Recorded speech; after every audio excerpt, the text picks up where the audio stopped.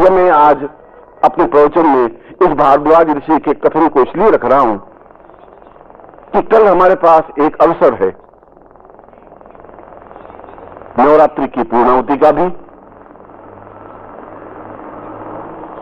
और उस पूर्णाहुति के साथ जो भारद्वाज ने मंत्र बताया है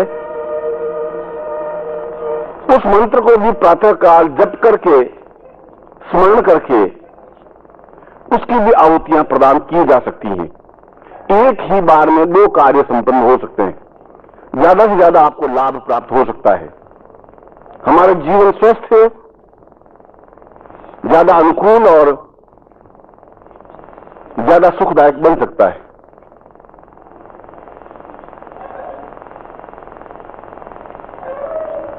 और उन्होंने कहा है कि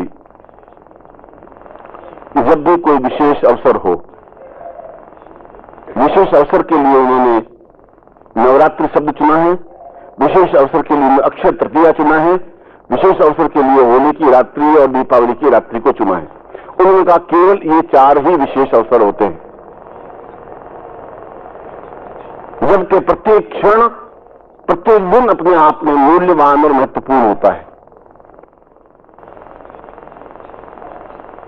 और इस दिन की समाप्ति पर, नवरात्रि के दिनों की समाप्ति पर, या दीपावली की रात्रि जहां समाप्त होती हो रात को 3 या 4 बजे, या होली की रात्रि समाप्त होती हो, या अक्षय तृतीया की रात्रि समाप्त होती हो, उस क्षण विशेष में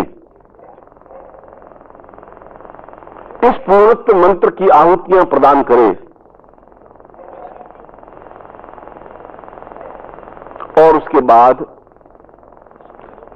यदि वह 3 महीने तक इस मंत्र की नित्य 1 माला मंत्र जाप करे, इसके बाद 90 दिन, और फिर एक बार इसी मंत्र से आहुतियां प्रदान करे,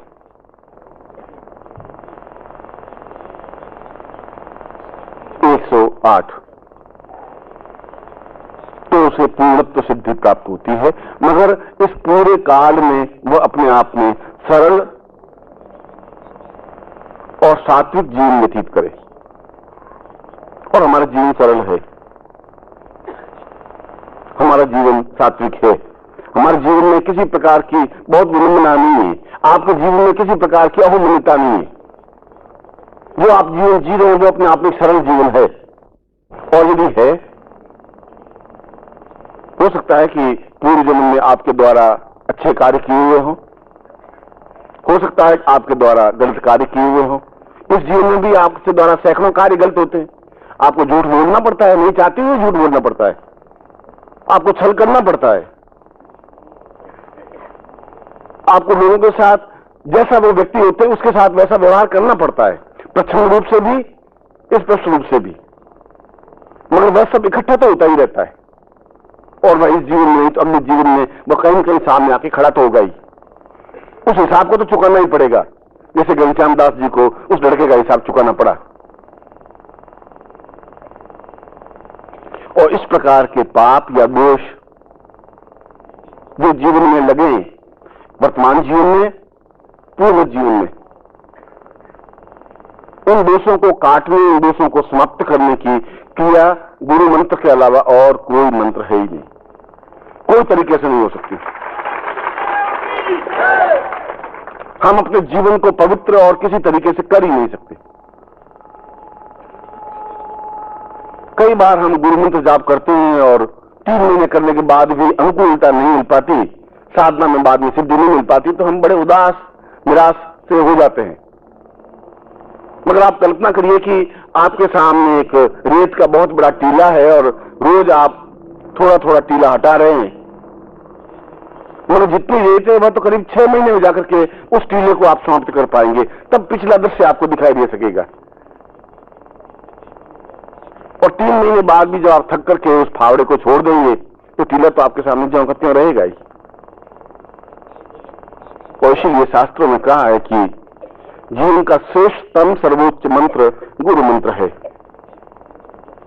यदि किसी को भी अपने जीवन को पवित्र और दिव्य बनाए रखना है और हमें अपने जीवन में नित्य सैकड़ों क्रियाकलाप झूठ, असत्य, छल करने पड़ते हैं, नहीं चाहते हुए भी। मेरे जेब में 500 रुपए हैं और यदि कोई व्यक्ति उधार मांगने के लिए आए, मैं नहीं दूं या नहीं देना चाहूं, तो मुझे सत्य का सहारा लेना ही पड़ेगा। इस समय तो बहुत हाथ तंग है। अब तुम थोड़ा सा 1-2 घंटे पहले आ जाते तो मुझे दे दे। अब रमेश आया था, वो दे गए। जीवन की जरूरी एक सत्य हो गया। आप नहीं चाहते थे असत्य बोले, मगर एक सभ्यता, एक आपसी संबंध आपको इस असत्य को बोलने के लिए मजबूर कर देता है। इसलिए मैं आपको ऐसा नहीं कहता हूं कि आप बिल्कुल एक हमेशा सत्य ही बिल्कुल बोल सके, ऐसा संभव नहीं हो सकता। आप सत्य बोल करके तो खड़े भी नहीं रह सकते। घर के कलह, इतना अधिक कलह बढ़ जाएगा कि आप घर में कुछ कार्यकलाप भी नहीं कर सकते। मगर इन दोषों की निवृत्ति भी गुरु मंत्र के माध्यम से ही हो सकती है।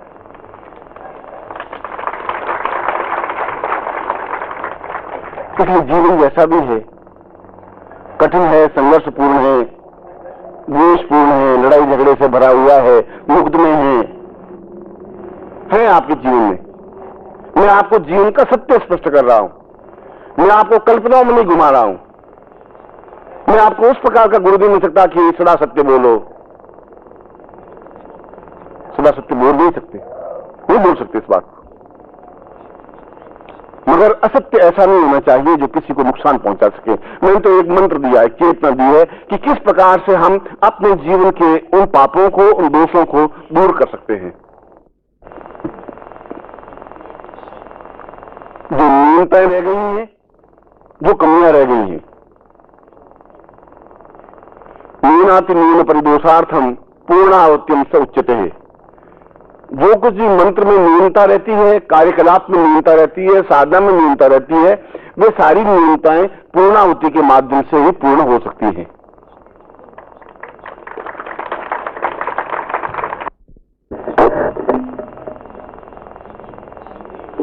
पूर्णाहुति का तात्पर्य है कि जीवन में जो भी न्यूनताएं रही हो, मंत्र जप में न्यूनताएं नहीं हो, या किसी वजह से मंत्र जप पूरा नहीं हो पाया हो, निर्वाण मंत्र जप नहीं हो पाया हो, या कोई किसी प्रकार की साधना में कमी रही हो, तो योग्य गुरु के निर्देशन में पूर्णाहुति संपन्न कर दे, ऐसा शास्त्रों में विधान है।